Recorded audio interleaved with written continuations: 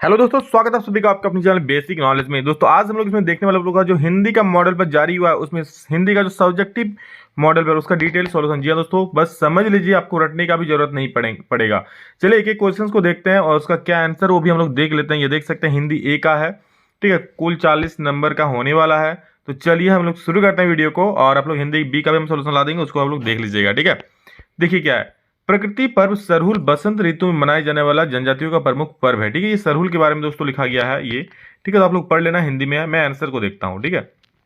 पहला सवाल देखिए, प्रकृति पर्व सरहुल कब एवं किनके द्वारा मनाया जाता है। तो दोस्तों प्रकृति पर्व सरहुल वसंत ऋतु में मनाए जाने वाला जनजातियों का प्रमुख पर्व है। आप लोग इसको पढ़ोगे तो पता चल जाएगा, यहाँ पहले ही लाइन में लिखा हुआ है कि प्रकृति पर्व सरहुल वसंत ऋतु में मनाया जाने वाला जनजातियों का प्रमुख पर्व है, ठीक है, हो गया। अब पहले नेक्स्ट क्वेश्चन है, सरहुल पर्व की शुरुआत किस माह से होती है और वह कितने दिनों तक चलती है। मतलब ये कौन सा महीना से शुरू होती है और कितनों दिनों तक चलती है भैया। तो देखिए सरहुल पर्व की शुरुआत चैत्र माह के शुक्ल पक्ष की तृतीया से शुरू हो जाती है, ठीक है। चैत्र माह के शुक्ल पक्ष की तृतीया लिखा हुआ है पैसेज में, आप देख लेना, और यह 4 दिनों तक चलती है, ठीक है। सरहुल पर्व के पहले दिन क्या होता है। तो सरहुल पर्व के दोस्तों पहले दिन मछली के अभिषेक किए हुए जल को घर में छिड़काया जाता है। नेक्स्ट, पहान क्या करते हैं। दोस्तों पहान मतलब जो पुजारी होता है ना, उसको बोलते हैं पहान, ठीक है। पहान हर घर की छत पर साल के फूल को रखता है। नेक्स्ट, सरहुल के पूजा स्थल पर किन फूलों से पूजा की जाती है। तो सरहुल के पूजा स्थल पर सराय के फूलों से पूजा की जाती है। दोस्तों लोग कमेंट करके बोलना कि आप लोग सराय के फूल मतलब जानते हैं क्या होता है, सराय का फूल और कैसा होता है, कमेंट करके जरूर बोलना। लेटे कैसे बनता है। दोस्तों लेटे एक तरह खिचड़ी होता है, ठीक है। कैसा होता है खिचड़ी, मुर्गी तथा चावल को मिश्रित करके खिचड़ी बनाई जाती है, जिसे क्या कहते हैं, लेटे कहते हैं। तो लेटे कैसे बनाया जाता है, मुर्गी तथा चावल को मिश्रित करके खिचड़ी बनाई जाती है, अर्थात लेटे बनाई जाती है। सरहुल फूलों का विसर्जन किस स्थान पर किया जाता है। तो दोस्तों सरहुल फूलों का विसर्जन आप यहाँ देख सकते हैं चौथे दिन किस स्थान पर और कब किया जाता है ना। तो चौथे दिन गिड़वा नामक स्थान पर सरहुल फूल का विसर्जन किया जाता है। ओके, तो दोस्तों इससे आप लोगों का पैसेज समाप्त होता है। अब हम लोग खंड ख में जाएंगे, जो कि पाठ्य पुस्तक से सवाल दिया गया है। चलिए सभी को देखते हैं। देखिए क्या दिया है, गोपियों के अनुसार राजा का धर्म क्या होना चाहिए। तो दोस्तों गोपियों के अनुसार राजा का धर्म उसकी प्रजा की हर तरह से रक्षा करना होता है। क्या होता है गोपियों के अनुसार, कि अपनी प्रजा का हर तरह से रक्षा करना होता है तथा नीति से राजधर्म का पालन करना होता है। एक राजा तभी अच्छा कहलाता है जब वह अनीति का साथ न देकर नीति का साथ दे और अपनी प्रजा की रक्षा करे। मतलब क्या कह रहे हैं कि उस राजा का धर्म क्या होता है, सबसे पहला धर्म प्रजा की रक्षा करना, अनीति का साथ नहीं देना चाहिए, नीति का साथ देकर प्रजा की रक्षा करे, ठीक है। नेक्स्ट क्वेश्चन है, संगीतकार जैसे व्यक्ति संगीत के अलावा किन किन क्षेत्रों में दिखाई देते हैं। तो देखिए संगीतकार नहीं संगीतकार होगा, ठीक है। संगीतकार जैसे व्यक्ति संगीत के अलावा जीवन के हर क्षेत्र में दिखाई देते हैं। कैसे, साइकिल, स्कूटर, मोटरसाइकिल, कार आदि ठीक करने वाले कारीगरों के पास काम करने वाले लड़के संगीतकार की तरह काम सीखते हैं और करते हैं। देखिए संगीतकार के सामने क्या लोग संगीत सीखते हैं जाते हैं, उसी प्रकार साइकिल, स्कूटर, मोटरसाइकिल, कार आदि ठीक करने वाले कारीगर की भी क्या अपने गुरु के पास, अपने उस्ताद के पास सीखते हैं, काम सीखते हैं संगीतकार की तरह ही। तो वही चीज बाहरी क्षेत्र में दिखाई देता है। अब भैया जॉर्ज पंचम की नाक जिसको लेकर बखेड़ा खड़ा हुआ था, देखिए जॉर्ज पंचम की नाक को पुनः लगाने के लिए मूर्तिकार ने क्या क्या यत्न किए। देखो क्या क्या किया है तक। जॉर्ज पंचम की लाट की नाक को लगाने के लिए मूर्तिकार ने अनेक प्रयत्न किए। क्या किए, उसने सबसे पहले उस पत्थर को खोजने का प्रयत्न किया जिससे वो मूर्ति बनी थी। सबसे पहले क्या किया, सबसे उस पत्थर को खोजने का प्रयास किया सबसे पहले जिससे वो जॉर्ज पंचम का पूरा मूर्ति बना था। जब वो नहीं मिला तो इसके लिए पहले उसने क्या सरकारी फाइलें ढूंढवाई, ठीक है, सरकारी फाइलें ढूंढवाई कि कहाँ पर चलो वो कहाँ से वो पत्थर लाया गया था। फिर भारत के सभी पहाड़ों और पत्थर की खानों का दौरा किया गया कि वो पत्थर मिल जाए और उससे नाक निर्मित कर लिया जाए। और जब नाक नहीं मिली तो जिंदा नाक ही काट कर लगा दिया गया। अगला सवाल देखिए, अट नहीं रही कविता में कवि ने प्रकृति की व्यापकता का वर्णन किन रूपों में किया है। तो देखो अट नहीं रही कविता फागुन मास की मस्ती और शोभा का वर्णन करती है, ठीक है। अट नहीं रही जो कविता दोस्तों वो फागुन महीना की जो मस्ती है और शोभा है उसको वर्णन करती है। इसमें कवि कहा है कि फागुनों की शोभा अपने में समा नहीं रही है, मतलब इतना खूबसूरत फल है, ठीक है, अपने आप में समा नहीं रही है, इसलिए वह बाहर झलक झलक पड़ती है।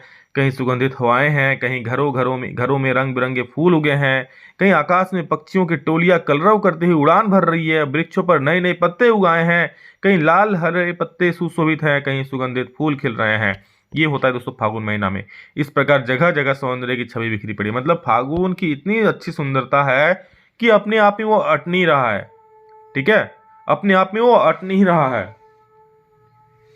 तो दोस्तों इस प्रकार आप लोग देख सकते हो, तो यही इसमें लिखा गया है। ठीक है, फादर बुल्के को यज्ञ की पवित्र आग की तरह कहने का क्या अर्थ है? तो देखिए, लेखक ने फादर कामिल बुल्के की याद को यज्ञ की पवित्र अग्नि इसलिए कहा है क्योंकि लेखक फादर बुल्के अग्नि रूपी पवित्र ज्योति की याद में श्रद्धामत है। ठीक है, लेखक क्या, फादर बुल्के की अग्नि रूपी पवित्र ज्योति में, मतलब लेखक फादर बुल्के की याद में बिल्कुल श्रद्धामत है, वो हर वक्त उसको याद करते रहते हैं। उनका सारा जीवन देश और देशवासियों के प्रति समर्पित था।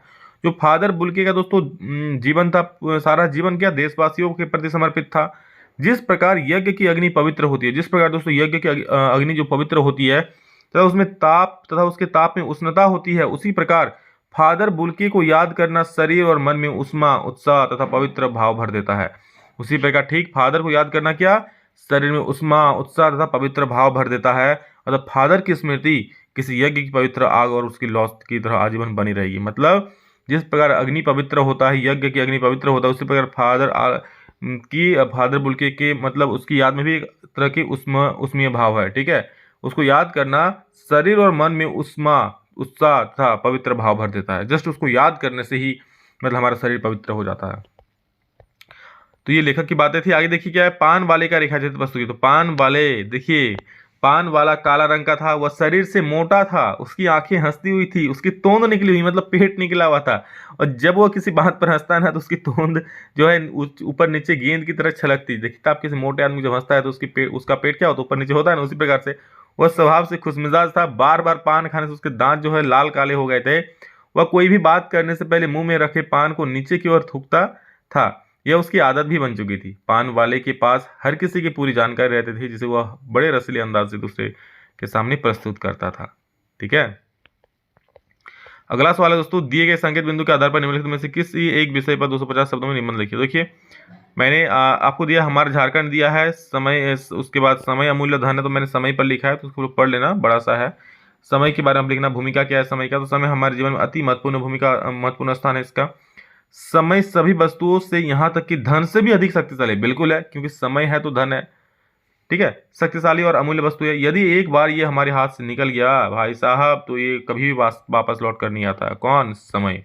समय की महत्ता तो आप लोग जानते ही हैं, समय का कितना महत्व है। कुछ लोग समय से ज्यादा अपने धन को महत्व देते हैं, हालांकि सत्य तो यही है कि समय से ज्यादा कीमती कुछ भी नहीं है। ये समय ही है जो हमें धन, समृद्धि और सुख ही प्रदान करता है। ठीक है, वक्त बदलता नहीं, वक्त बदलते देर नहीं लगती। कभी वक्त होगा जो आपके पास बहुत सारा धन होगा, वक्त नहीं हो, ऐसा भी वक्त आएगा कि धन नहीं होगा। सबसे बड़ा कौन, सबसे बलवान कौन, तो वो समय ही होता है। ठीक है, समय का केवल उपयोग किया जा सकता है, कोई भी समय को खरीद या बेच नहीं सकता है। ठीक है, ऐसा है कि इसका बहुत सारे रुपया है, उस अपना 24 घंटा को 48 घंटा कर लेगा, ऐसा बिल्कुल भी नहीं हो सकता है। बहुत से लोग अपना जीवन अर्थहीन ढंग से जी रहे हैं, वो इस समय का उपयोग केवल अपने दोस्तों के साथ खाने, खेलने या अन्य तालसी क्रियाओं को करने में व्यस्त है। आप लोग क्या कर रहे हैं समय का, 2 महीने बाद आप लोग का बोर्ड एग्जाम है, दैट इज फाइनल। आप लोग समय का सदुपयोग कर रहे हैं कि नहीं, कमेंट में जरूर बोलिएगा। तो नहीं कर रहे हैं दोस्तों, तो आज से करना शुरू कर दे, क्योंकि ये जो वक्त बीत गया बबुआ फिर कभी ना आएगा। क्योंकि 2 महीने का जो वक्त है वो आपके लिए, लाइफ के लिए गोल्डन वक्त है। ठीक है, बस वही समय के बारे में लिखा गया है। समय लक्ष्य की प्राप्ति में सहायक क्या है, तो अपने लक्ष्य की प्राप्ति के लिए समय का बहुत ही महत्वपूर्ण स्थान है। अगर कोई व्यक्ति समय का प्रबंधन अच्छे से करता है तो उसे अपना लक्ष्य आसानी से प्राप्त हो जाता है। हर एक का बिंदु दिया है, मैंने बिंदु बिंदु करके लिख दिया। निष्कर्ष क्या निकलता है, हम कह सकते हैं अतः हम कह सकते हैं कि समय हर किसी के जीवन में बहुत ही महत्वपूर्ण स्थान रखता है, क्योंकि जो समय एक बार बीत जाएगा तो उसे हम वापस कभी भी नहीं पा सकते हैं। इसलिए हमें समय की बर्बादी नहीं करनी चाहिए और समय रहते ही सारे काम करने चाहिए। ठीक है, खेलकूद का महत्व है, तो मैंने समय के बारे में लिख दिया, आपको जो अच्छा लगे उस पर लिख सकते हो। अब दोस्तों आप लोगों को एक लेटर लिखना है, मलेरिया से बचाव हेतु जिले के स्वास्थ्य अधिकारी को एक अनुरोध पत्र लिखना है। ठीक है, तो ये तीनों आपको नहीं लिखना है, तीनों में से कोई एक लिखना ऊपर वाला। ठीक है, खेलकूद लिखिए या फिर समय का महत्व लिखिए या फिर झारखंड के बारे में लिखिए। तो देखिए मैंने पत्र लिखा है, सेवा में श्रीमान स्वास्थ्य अधिकारी नगर पालिका धनबाद। विषय क्या है, मलेरिया से बचाव हेतु। क्या है, सविनय निवेदन यह है कि मैं पुष्पराज कुमार RMK4 कॉलोनी सिंदरी का रहने वाला हूं। मैं इस पत्र के माध्यम से आपका ध्यान हमारे क्षेत्र में फैले भयंकर प्रकोप की ओर आकर्षित करना चाहता हूं। नालियों की सफाई न होने के कारण पानी सड़कों पर फैल रहा, जिसके कारण मच्छर घर में घुस रहे। मच्छर के कारण मलेरिया जैसे बीमारियों का खतरा बढ़ रहा है। साथ मलेरिया निरोधक दवाइयों का छिड़काव भी करा जाए। ठीक है, मतलब यहाँ का था आपसे अनुरोध है कि गांव की नालियों की सफाई की जाए, सफाई के साथ मलेरिया निरोधक दवाइयों का भी छिड़काव किया जाए। तो यही चीज़ लिखा है मैंने, आपको पढ़ लेना बस, और क्या आसान सा है।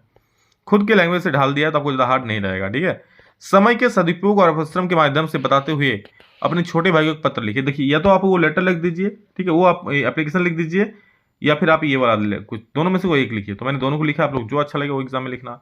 हीरापुर धनबाद, सबसे पहले अपने ये आप लोग का हेडिंग देना, अपना एड्रेस हीरापुर धनबाद, डेट देना, और जिसको लिखना प्रिय भाई सुनील, ठीक है। शुभाशीर्वाद, शुभाशीर्वाद या शुभाशीष, जो भी आप लिखना चाहो लिख सकते हो।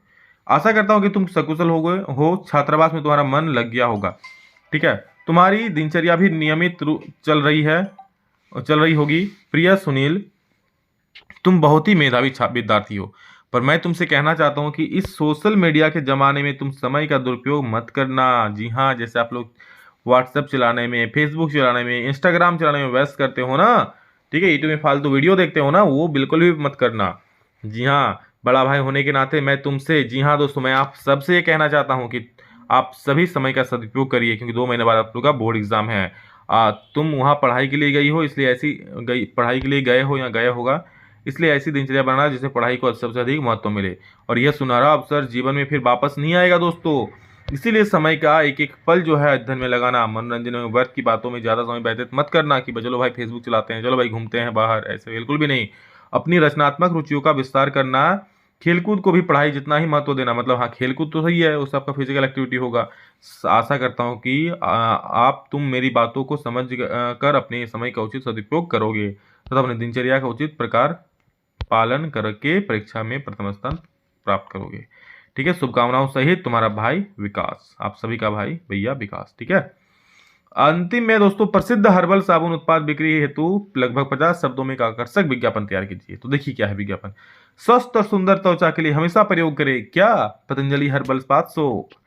स्वस्थ और सुंदर त्वचा के लिए हमेशा प्रयोग करें पतंजलि हर्बल बाथ सोप। त्वचा में निखार लाए बिना कोई नुकसान पहुंचाए, विशुद्ध जड़ी बूटियों से निर्मित, हानिकारक केमिकल्स रहित त्वचा की प्रकृति सुंदरता के लिए आज ही आजमाएं और असर देखिए। संपर्क नंबर, आप इस नंबर कॉल करिए, और आपको अगर ये साबुन चाहिए तो मंगवाइए, ठीक है। आगे देखो, सबसे पुराने मकान को बेचने संबंधी विज्ञापन लिखना है। तो मकान बिकाऊ है, 300 गज में 1 मंजिला मकान, कीमत है 40 लाख रुपया, सर्व सुविधाओं से सज्ज, सभी कुछ सुविधाएं मिलेगा, एसी, फ्रिज, सब टीवी, सब कुछ। अस्पताल, मंदिर, स्कूल घर के पास है। अस्पताल, मंदिर, सभी स्कूल घर के पास है।